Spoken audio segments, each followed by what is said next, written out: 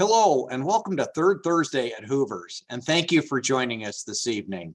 I'm Jerry Flegel, President and CEO of the Hoover Presidential Foundation.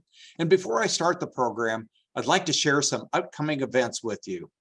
Friday and Saturday, December 2nd and 3rd, is the Christmas Past celebration in West Branch. There are events all over town, including music, carriage rides, pictures with Santa, and you could even pet a llama. And there's a lot of things going on in the park. We've got most events will run from 5 to 8 p.m. and pick up a schedule anywhere in town to learn more about it. We're excited to host a Festival of Trees here at the Hoover Presidential Foundation, located in the Rummel Center at 127 West Main Street. We'll have over 15 beautifully decorated trees on display in our lobby for all to enjoy. The display will be open during Christmas Past on December 2nd, and then daily, Monday through Saturday, through December 29th. Start a new tradition and explore our winter wonderland to put you in the Christmas spirit. Our next Third Thursday event features a researcher who will be joining us live from the Netherlands to discuss research she and Hoover curator Marcus Eckhart completed this summer on the artwork of Belgian flour sacks. Anneleen van Kempen and Marcus will share their findings in this special presentation.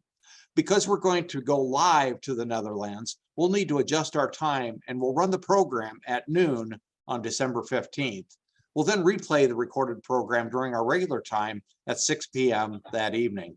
Of course, you may watch the recording anytime on our website. Registration is now open, and I hope you sign up for this interesting historical presentation. You'll find all the details and a registration link on our website, hooverpresidentialfoundation.org. And of course, there's lots of other things to see and do on the Hoover campus, so drop by anytime. The museum is open 7 days a week from 9 to 5, as well as the National Historic Site and the historical buildings there. As a reminder, the Hoover Presidential Library and Museum will be closed on Thanksgiving Day, Christmas Day, and New Year's Day. I hope you'll come and visit us soon with your whole family. Also on our website, you can learn more about a major fundraising campaign for the renovation of the Hoover Presidential Library and Museum exhibit space. It's been 30 years since the last renovation, and we're excited about bringing new technology and other updates into the museum. We have a special benefit for Iowa taxpayers who contribute to the Timeless Values campaign, where you can earn a 25% Iowa state tax credit for your gift of any size, no matter how much the gift is. So a reminder too, because we're doing this for holiday scheduling, we are pre-recording this program, and we won't have time or a spot for questions for Ranger Peter at the end. However, we will send you Ranger Peter's email in the email that we send out with a link so you can view the program afterwards if you have any additional questions, and Ranger Peter will be happy to answer them. So again, I'm pleased to welcome author, historian, and National Historic Site Ranger, Dr. Peter Hoehnle, to the program. Peter is well studied in local history, and it always brings a great story to Third Thursday programs. Tonight, he'll share Herbert Hoover and Christmas and discuss how Bert and his family celebrated the holiday during his lifetime and how their celebrations have changed over the years. Peter, welcome back to the program.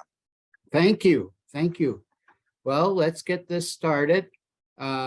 Like to welcome everybody to our Third Thursday program and get you in the holiday spirit a little bit early. I tentatively called this program Herbert Hoover's 90 Christmases because he did celebrate 90 of them in his lifetime. And Christmas was very important to Herbert Hoover.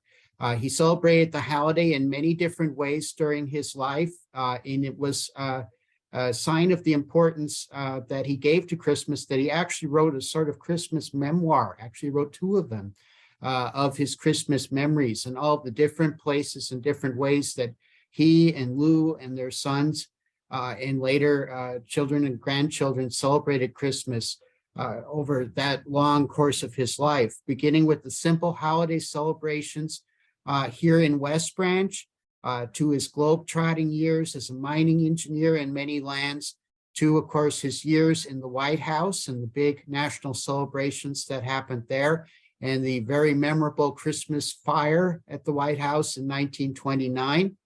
And then finally, the last 20 years of his life, where except for 3 years that he celebrated it down in Key West, Key Largo rather. He celebrated Christmas in the spacious apartment he had at the Waldorf Astoria. So I'm going to share my screen now. So we begin our little journey through Herbert Hoover's Christmas Past with this slide that features Merry Christmas written in his own handwriting. This is from a Christmas greeting that he sent out in the 1950s. So we start with Herbert Hoover's memories of his Christmas as a child in West Branch. And he described his Christmases in his 1958 Christmas memoir as geological epochs. And so he started out with his early childhood. And really what we discover about his early childhood is that there is absolutely no mention of celebrating Christmas with his parents. Now, we all know, of course, that his parents died when he was very young, but his mother, Hulda, was a very devout Quaker.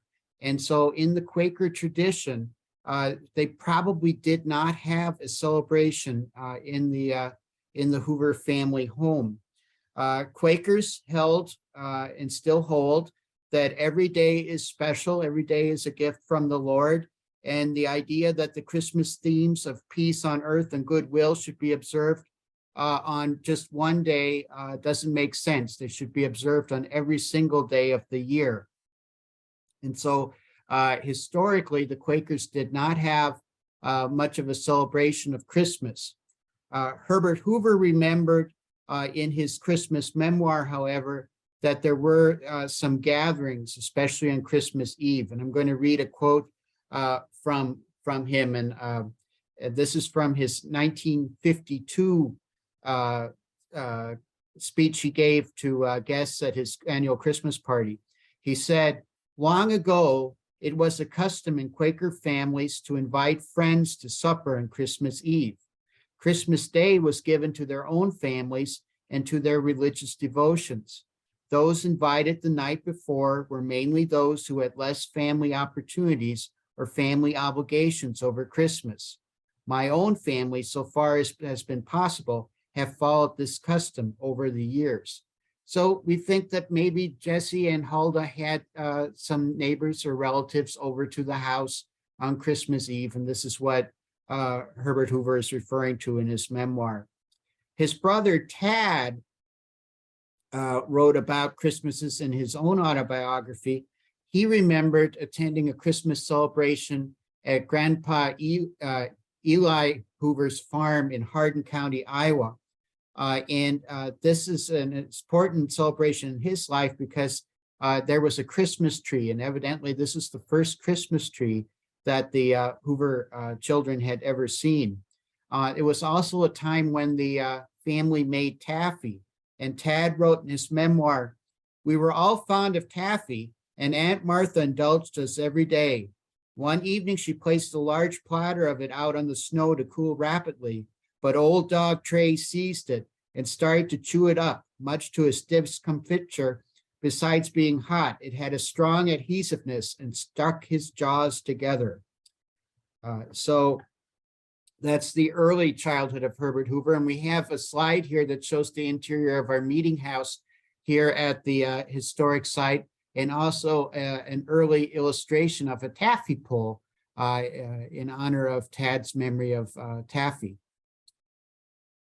When he was about 8 years old, Hoover went to Pawhuska, Oklahoma, what is now Oklahoma, and then was Indian Territory, where he spent some time with his uncle Laban Miles and family. And this is a drawing by William Wagner of the agency house where the Miles family lived down there in Pawhuska.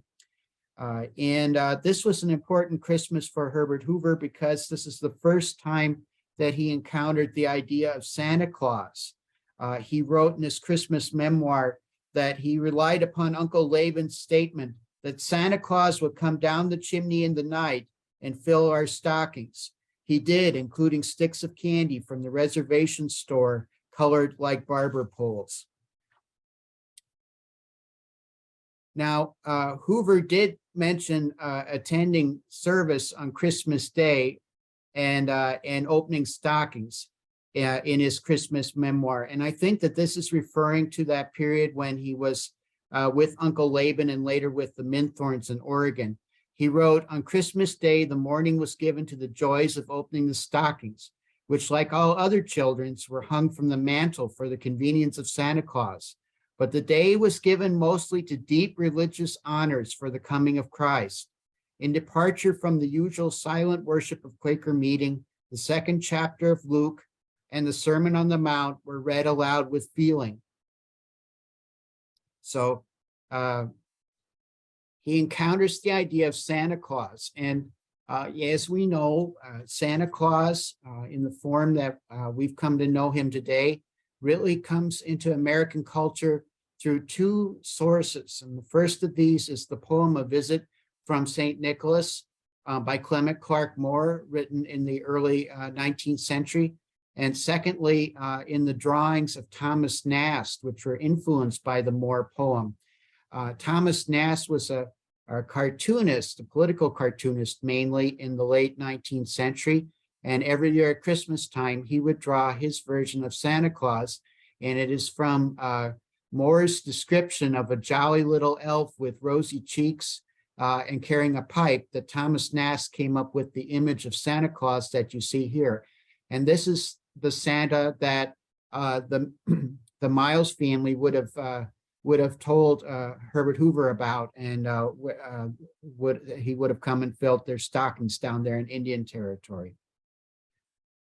After the death of his parents, Herbert Hoover spent a year living with his aunt and uncle, Alan and Millie Hoover, on a farm that's just north of West Branch. And he had very fond memories of this time on the farm. He had a cousin, Walter, there on the farm who was just, I think, 2 or 3 weeks younger than he was, and they were great friends.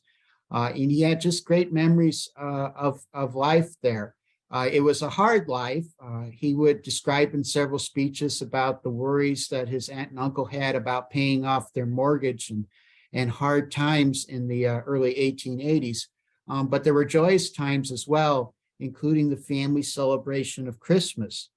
And Hoover remembered that Christmas in his 1958 Christmas memoir, where he talked about going out, and he said, "We cut and hauled our own fuel from the wonderful woods 10 miles away on the Cedar River, and incidentally gathered walnuts and hickory nuts for the winter. These and popcorn balls cemented with sorghum molasses were our chief Christmas confections." And there was also a Christmas tree at the Allen Hoover farm. Again, we don't know that Jesse and Huldah had a Christmas tree, so this might have been something, a new tradition for Bert. In this slide, we've got some hickory nuts and some sorghum popcorn balls, like he described, and an early form of Christmas tree. And we know that the Christmas tree tradition really starts in the United States in the 1840s. Now, in German communities, especially the Moravian communities in Pennsylvania, they would celebrate with a type of a Christmas tree. This was a German tradition, but it really doesn't enter the American consciousness until the 1840s. And that's when the engraving that you see here is published in the Illustrated London Daily News in 1848. And this shows Queen Victoria with some of her children and her husband, Prince Albert, with a Christmas tree. Prince Albert was, of course, from Germany, and he brought the idea of the Christmas tree to Great Britain. This particular tree was set up in Windsor Castle and decorated. And this illustration, as I said, appeared in the Illustrated London Daily News. Later, it was printed in Gaudy's Ladies' Book here in the United States, and it is said to have sparked the tradition of the Christmas tree. And the Christmas tree tradition was so well established in the United States that in 1891, President Harrison made the comment that he and his family had set up an old-fashioned Christmas tree in the White House. So by 1891, only 30 years later, it was already seen as a long-established tradition. The photograph of the large Christmas tree with the strings of popcorn garland on it is actually in the home of the Wright brothers, Wilbur and Orville Wright, in Dayton, Ohio. Orville Wright was an enthusiastic photographer, and he documented not only he and his brothers' experiments developing the airplane, but their daily family life as well. So we have this wonderful image of a Victorian Christmas tree, probably a lot more elaborate than what Herbert Hoover knew here on the farm in Iowa. Of course, in 1885, Hoover's uncle, John Minthorn, Henry John Minthorn, requested that Bert be sent to live with him in Oregon. And although the family was sad to send him away so far, they thought it was for the best, because Uncle John was principal of the Pacific Friends Academy, and they knew that Bert could attend that school and get a good education, and he would be accepted into a family environment. And he remembered having many happy Christmases with the Minthorns. He mentions that they had stockings again, and a tree decorated with popcorn strings and bright ribbons. And they even had store-bought Christmas gifts because Dr. Minthorn had some cash income, unlike the Hoover family back in West Branch. They were able to buy some gifts. So here we see a picture of Dr. Minthorn and his wife, Laura, who was, of course, Hoover's uncle and aunt.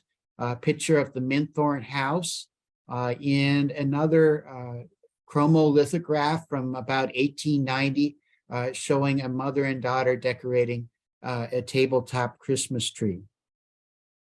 Well, of course, at the age of 17, Herbert Hoover goes off to school at Stanford University. He's actually basically the first student at Stanford, the first student assigned to residence hall anyway.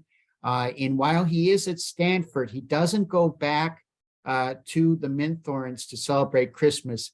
Instead, he seems to have celebrated Christmas with the families of some of his classmates. So in other words, he would go home with classmates for the Christmas holiday.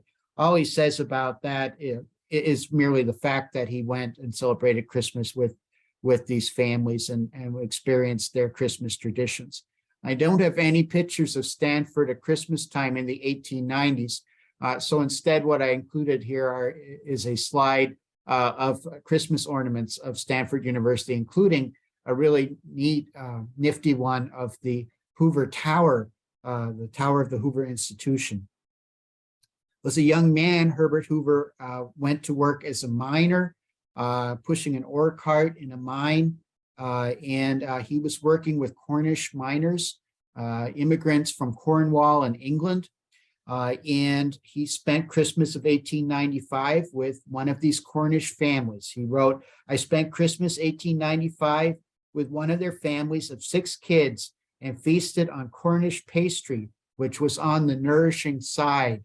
And we, of course, probably are familiar with the famous Cornish pasties. And here we have a Cornish miner eating one of those meat pies, which Hoover probably enjoyed during his Christmas. Cornish Christmases are kind of unique.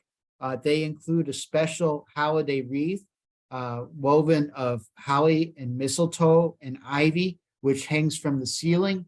And this may be the origin of the old tradition of kissing under the mistletoe. In a Cornish Christmas, people will also drink a little gin and have some cake. Of course, Hoover doesn't go into the specifics as to what the family he spent Christmas with did. Of course, from his career as a miner, he finally got a job as a mining engineer in Australia. And we have here the Baywick Mooring and Company bungalow that he lived in Kalgoorlie, Australia, and a eucalyptus tree. And he wrote of this Christmas in barren Western Australia. "Christmas Day was the maximum hot day in that hot Southern Hemisphere. We had little of the Christmas ceremonies. There were no pine trees. and eucalyptus is no substitute. So from Australia, of course, Hoover lands the all-important job as a mining engineer in China. He cables his fiancee, Lou Henry Hoover, back in California with a proposal of marriage. She accepts. He journeys to California. They get married, and they immediately set out for China in a life of adventure. And when they're living in China, they live in this house on Racecourse Road in Tenzing. And he wrote of this first Christmas with Mrs. Hoover that she insisted upon the ancient rites for ourselves and the neighbor children. The second year that they're in China, he was away from home and actually on the edge of the Gobi Desert, which is pictured here in this slide. And though he had really pushed hard to get back to Lou for the Christmas holiday, he wound up celebrating Christmas on the edge of the desert. Christmas for the Hoovers was always going to be on the move as they traveled around the world. For example, in 1900, they were on board ship and they were on a German ship. And Hoover wrote that Christmas came en route and was celebrated in the German fashion. And he wrote that there were several different nationalities on that boat, including Germans, English, and Americans. And his most vivid recollection was that they all joined in singing Noel in 3 different languages and all at once. The pictures that you see here are of the Hoovers celebrating Christmas in the upper left here. That's the Hoovers with baby Herbert Jr., Herbert Charles Hoover in 1903 in Auckland, New Zealand, celebrating Christmas. They also celebrated Christmas on the Suez Canal. And so I've got a picture of a liner going through the Suez Canal. And that happened twice in 1902 and in 1910. And he wrote of those Suez Canal Christmases, it was just too hot for the passengers to even sing Noel. Eventually, the Hoovers will settle in London, and they'll celebrate Christmas in the Red House. And we have these lovely paintings of the interior of the Red House, where the Hoovers were living in London in 1910, 1911, 1912, and up until World War I. And we also have the first of many Christmas cards that the Hoovers sent out. This particular Christmas card is dated 1911, and it was printed while the Hoovers were busy on their translation of De Re Metallica, also known as the Agricola, which was a famous 16th century mining text that they translated from the original Latin. And this card says a Merry Christmas and Happy New Year from the translators, and it includes a woodcut from De Re Metallica. Now, Christmas cards were just becoming a thing at this time. They had started in the 1840s, and what you're seeing on your screen right now is the very first Christmas card created by Sir Henry Cole in 1843. And this card features a family raising a toast, and it was produced and sent out by Sir Henry to friends and family. And soon after this, the firm of Prang and Meyer produced some whimsical cards and cards featuring flowers in animals and children. And these started appearing in the United States about the year that Herbert Hoover was born. And by 1880, they were producing as many as 5 million Christmas cards a year. So Christmas cards really become an item in the American tradition in the 1880s and the 1890s. The Hoovers begin sending Christmas cards at least by that card I showed you in 1911. It's the oldest card in the collection of the Presidential Library and Museum. And Herbert Hoover will send Christmas cards his entire life, right up to the very end. And he is a great one for sending out cards and thank you notes, as many as 2,000 thank you notes a year to people who would send him cards and gifts. He believed if anybody took the trouble to send him a card, he had to reciprocate. He was always very polite that way. Here we have the Christmas card that the Hoovers sent out in 1913, which features silhouettes of the family. It is sent on behalf of Alan Hoover. It says, "All greetings from Alan Hoover and from Herbert, his brother, and from Lou Henry, his mother, and from H.C., his dad." And here we have some cards that date to World War I. A card of the Hoover boys, Alan and Herbert, with rags. The card says, "Every wish for a happy new year from Herbert and Alan Hoover and rags, and from Daddy and Mom." Of course, World War I will come upon the family in 1914, and Hoover will begin his famous career as a humanitarian, providing food for starving people in Belgium and northern France, and eventually all throughout Europe. And that part of his Christmas experience is celebrated in this cartoon, which shows Hoover as Santa Claus with a big bag of food ready to hop down a chimney labeled Europe. Of course, Hoover would also come back to the United States in 1918, where he would serve as the U.S. Food Administrator. And Americans got used to doing without special treats and observing wheatless Wednesdays and meatless Mondays and so forth, as they helped to conserve food so that it could be sent to Europe to feed those who needed it, and also to feed the army. And people refer to this as Hooverizing. And in 1918, a very, very popular Christmas card was printed. And we have an example of that here on this slide. It's called "My Hooverized Christmas Greeting." It's printed on a bare piece of brown cardboard, wartime austerity and all, tied with twine. And it includes the quote, let's see here, I want to read this. "I've Hooverized on pork and beans and butter, cake and bread. I've cut out auto riding, and now I walk instead. I've Hooverized on sugar, on coal and light and lard, and here's my Christmas greeting on a Hoover Christmas card. I wish you a very MC Merry Christmas and an HNY Happy New Year." So during Christmas, during the wartime, of course, the Hoovers are apart. Hoover will be mainly in Europe.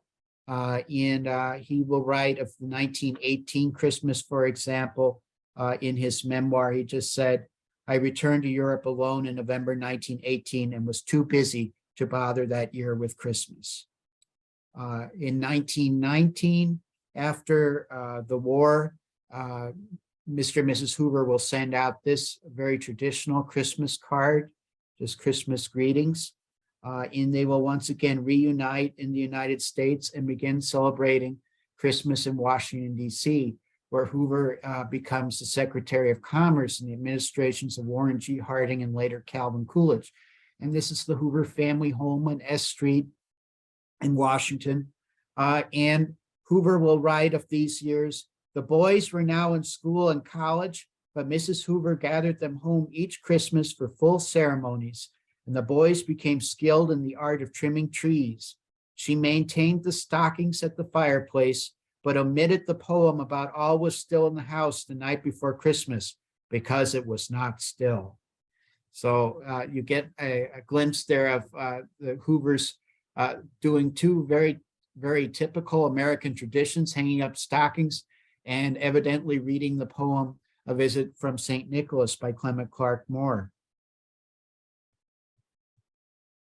This is the Hoovers' 1920 Christmas card. It's actually 3 cards in one, would fit into an envelope. And this is just when they had completed their house at Stanford, on the Stanford campus, rather. "All the Hoovers trust you had a Merry Christmas, and we hope in the new year you will come and sit on our terrace and watch our valley and mountains with us." It's a very, very personalized Christmas card that the Hoovers sent out that year. Well, of course, we come to the White House years. And the White House years for the Hoovers are really 1928. I'm including 1928, even though he hadn't been inaugurated yet. 1929, 1930, 31, and 32.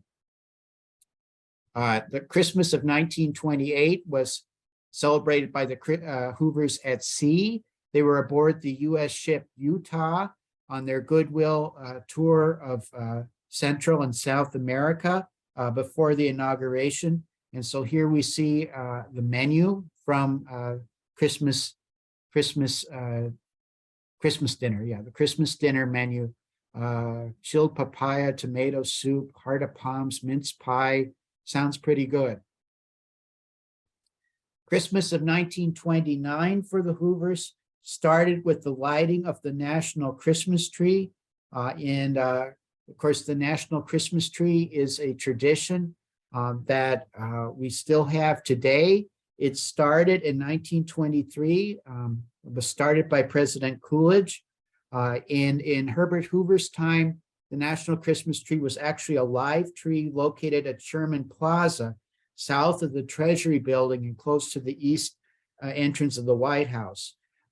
Hoover was the first president to host a Marine band at this ceremony, and it was carried live over the radio. Here you see Lou and Bert Hoover at Christmas 1929. Here we have them again at a later Christmas, and also a modern picture of the National Christmas Tree. Today it is on the ellipse between the White House and the Washington Monument.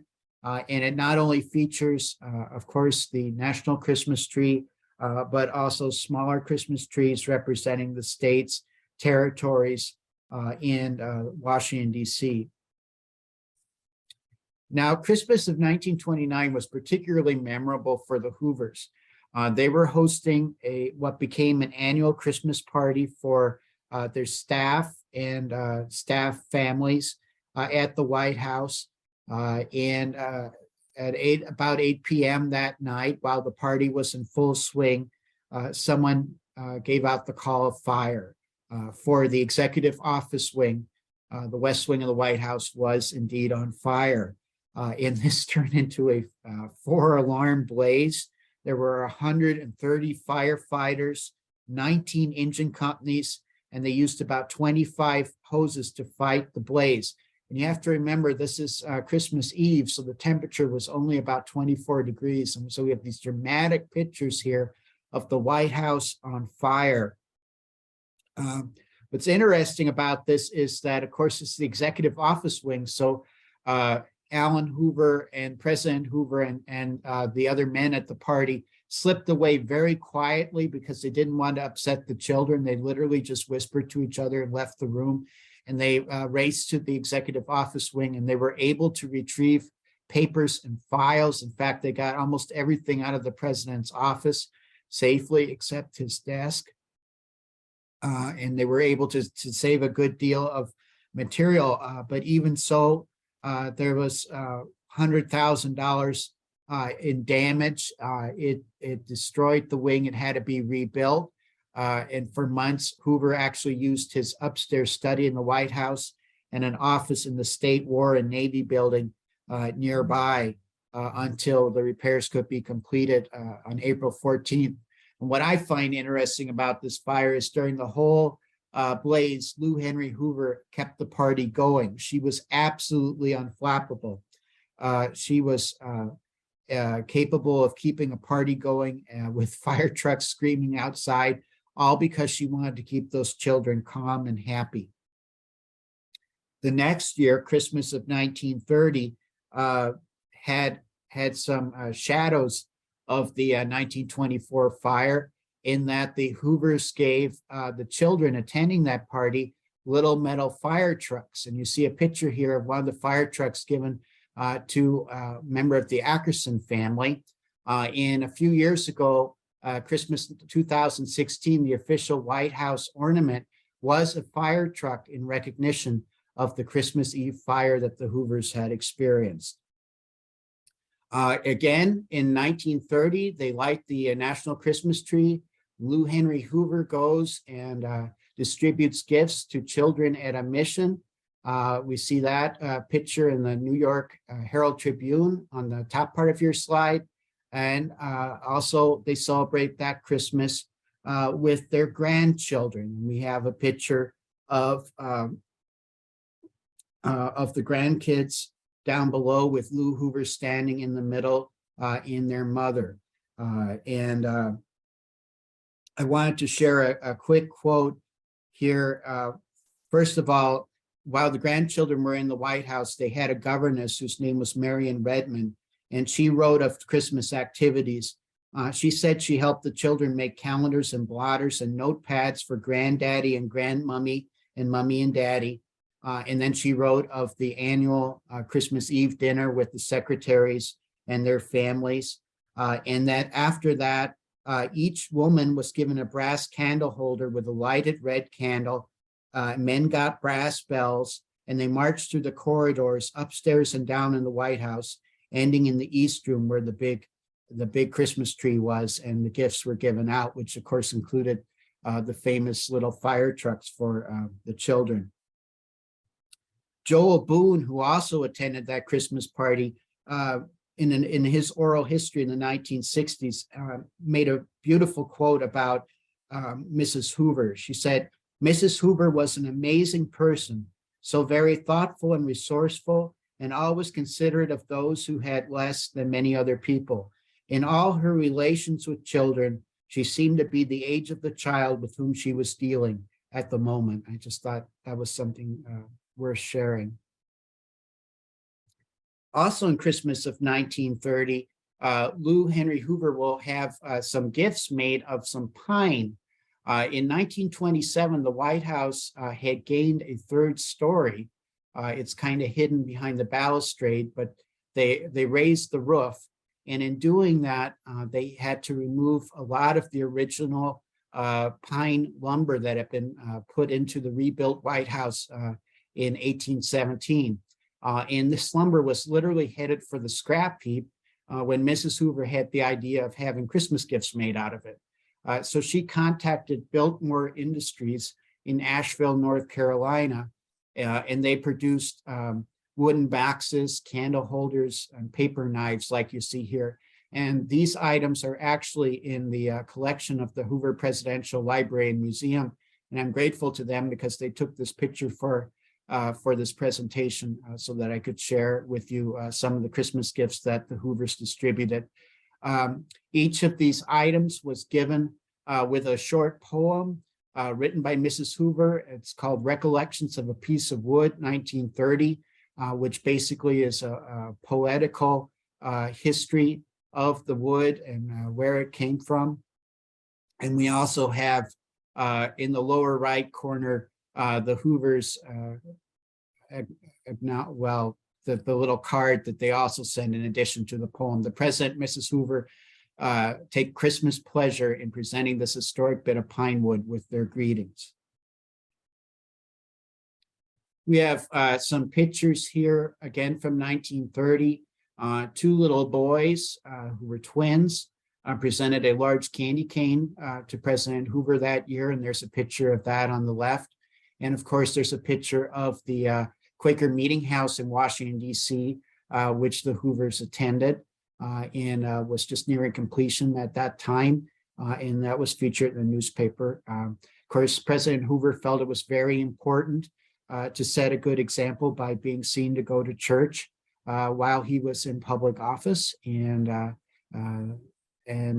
course, Mrs. Hoover, too, also felt that it was important to set a good example. In Christmas 1931, we see President Hoover in a very staged photograph for the newspaper, actually going out and doing a little Christmas shopping. That year, the Hoover grandkids were again in the White House with their grandparents. You have to remember at this point, their father, Herbert Jr., was confined to a sanitarium in Asheville, North Carolina with tuberculosis. So the children were actually living in the White House. And so they were the hosts of a special Christmas party. And this is the invitation to that Christmas party. The President and Mrs. Hoover and Peggy Ann and Peter request the pleasure of the company of the Jocelyn family at dinner. And that's the 24th at 7 o'clock. So this is the annual dinner. And that year, they had a tree which was decorated with gifts that were actually taken and distributed to children in West Virginia. It was supposed to be a new kind of Christmas party where you brought gifts to share with the less fortunate, because, of course, this is in the midst of the Great Depression, and the Hoovers are very concerned about showing goodwill to people that are really suffering at this time. And so it became a Christmas when they were trying to teach the children that it is better to give than it is to receive. And here we have some more pictures of the president and family Christmas shopping, and again, with the whole family gathered around the national Christmas tree. They also held a dance that year for Allen, a Christmas dance for young people, they called it. Christmas of 1932 was a bitter Christmas for the Hoovers. Of course, the president was still dealing with the Great Depression and working long hours every day. And of course, had just been defeated for re-election. So the Hoovers actually spend that Christmas on board the presidential yacht. And here's a picture of Mrs. Hoover before Christmas distributing baskets of food to children. After the White House years, the Hoovers will, of course, return to their home in California and will celebrate many joyous family Christmases with the children and grandchildren. And this will go on throughout Mrs. Hoover's lifetime. Hoover will write of this period, most Christmases from 1933 to 1943 were spent in California with all proper respect for American heritage and an increasing bunch of grandchildren. We see here a picture of the Hoovers at Christmas in, I believe, 1934, and then another one of their Christmas cards featuring the dogs. Here's their holiday greeting in 1934 and Christmas 1934, featuring the entire family in silhouette, just like their card in 1914. And the wonderful card that they sent in Christmas of 1939, showing a family dinner of the entire family gathered around for a Christmas dinner the previous year. Of course, Mrs. Hoover passed away in 1944. Hoover donated the family home at Stanford to Stanford University and moved full-time, or made his home completely, at the Waldorf Towers, Suite 31A in New York City. And that's where he celebrated most Christmases during the last 20 years of his life. In this picture that I have on the slide right now shows him seated at a table with a Christmas decoration, although I'm not sure that it was actually a Christmas meal. The man with his back to the camera is Alan Hoover, and the lady in the green dress is Bunny Miller, President Hoover's long time, very faithful secretary. So Christmas at the Waldorf was quite the event.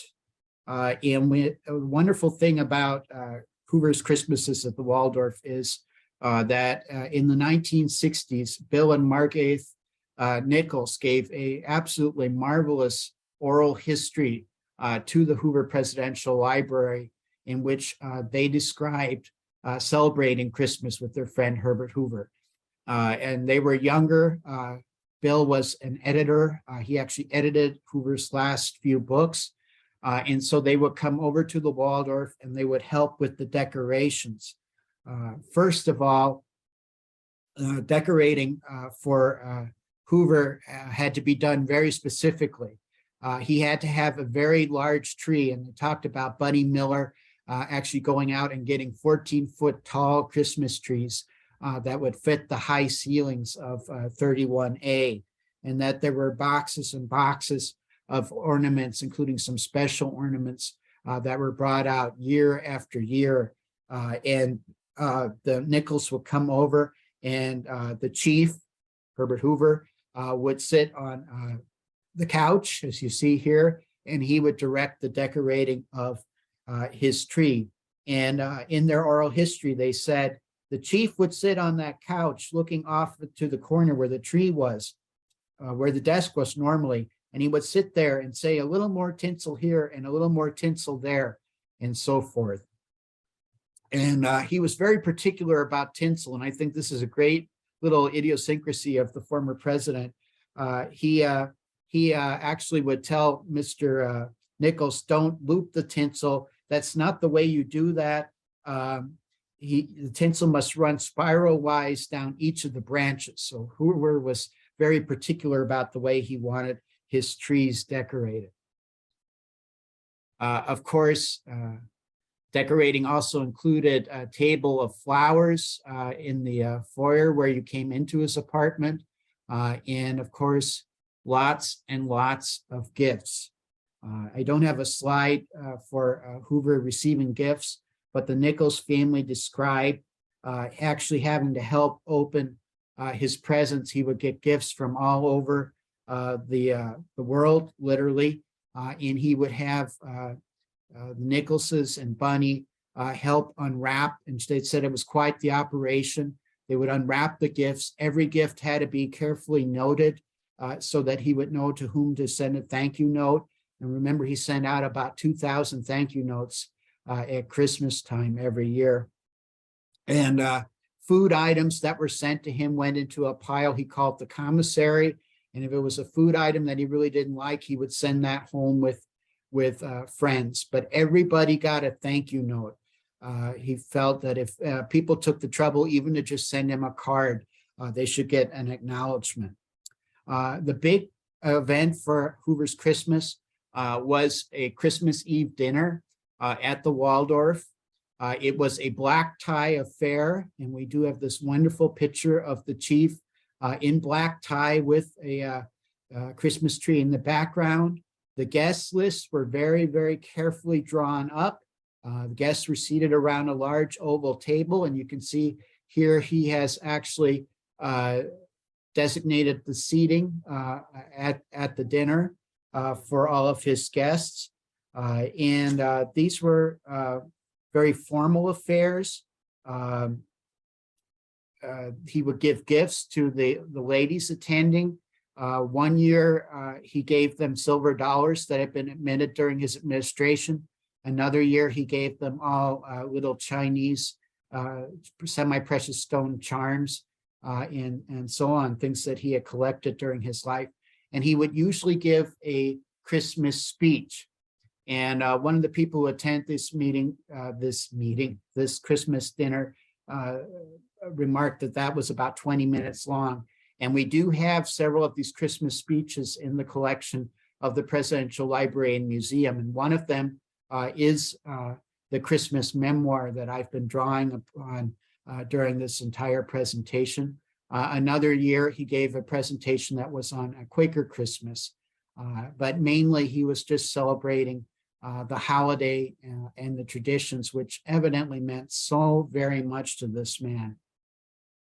In 1961, he sent out a Christmas letter. This is a very Cold War style letter. You can read it here on the screen. It talks about war in the world and the Christmas spirit.